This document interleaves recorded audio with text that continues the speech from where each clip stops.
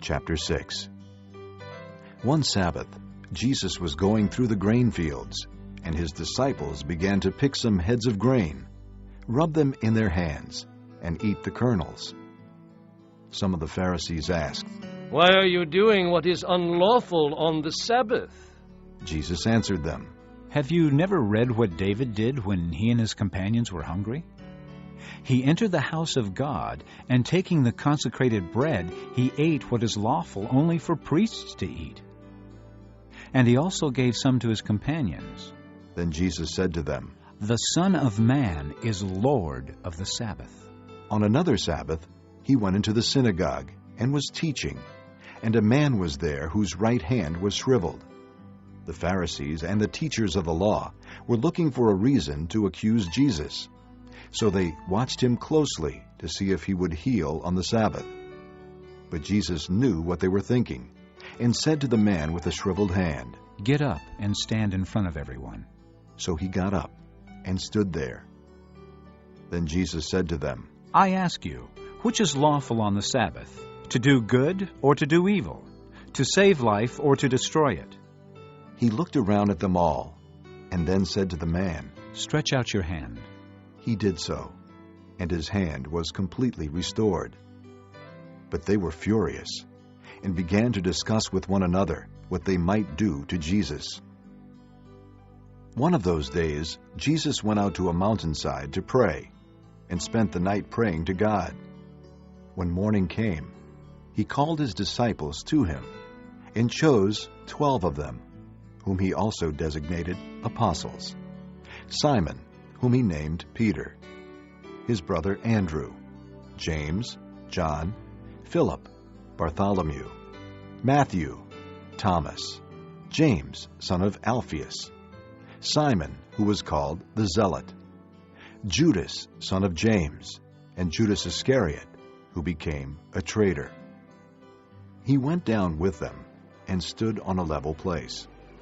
A large crowd of his disciples was there, and a great number of people from all over Judea, from Jerusalem, and from the coast of Tyre and Sidon, who had come to hear him and to be healed of their diseases. Those troubled by evil spirits were cured, and the people all tried to touch him, because power was coming from him and healing them all. Looking at his disciples, he said, Blessed are you who are poor, for yours is the kingdom of God. Blessed are you who hunger now, for you will be satisfied. Blessed are you who weep now, for you will laugh. Blessed are you when men hate you, when they exclude you and insult you and reject your name as evil because of the Son of Man. Rejoice in that day and leap for joy, because great is your reward in heaven. For that is how their fathers treated the prophets.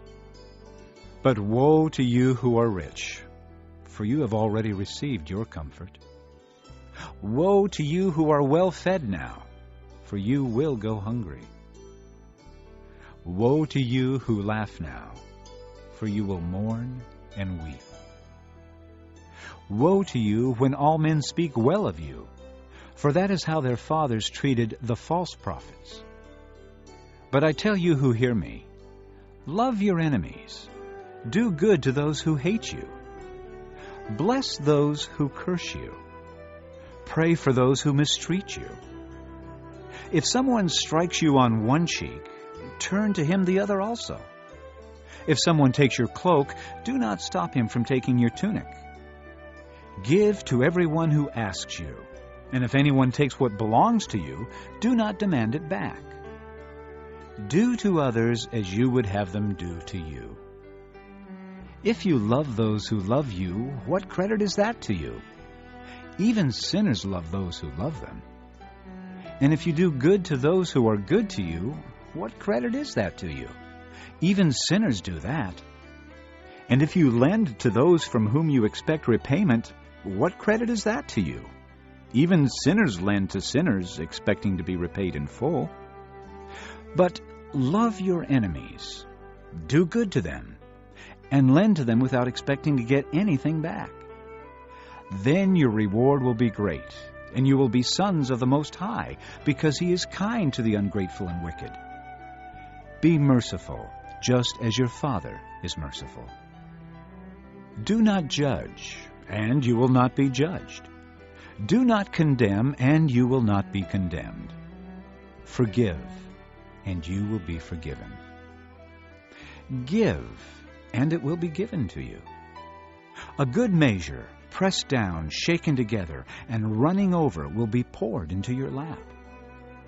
For with the measure you use, it will be measured to you. He also told them this parable. Can a blind man lead a blind man? Will they not both fall into a pit? A student is not above his teacher, but everyone who is fully trained will be like his teacher.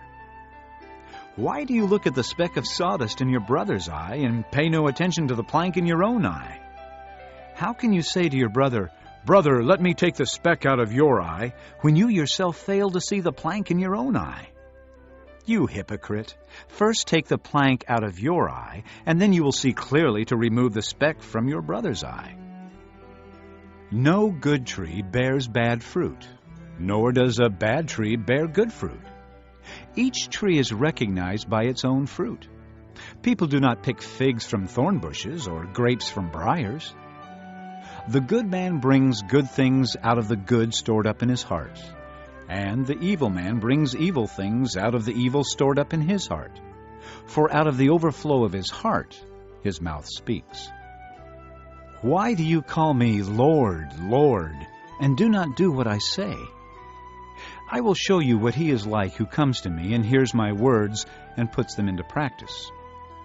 He is like a man building a house who dug down deep and laid the foundation on rock. When a flood came, the torrent struck that house, but could not shake it, because it was well built. But the one who hears my words and does not put them into practice is like a man who built a house on the ground without a foundation. The moment the torrent struck that house, it collapsed, and its destruction was complete.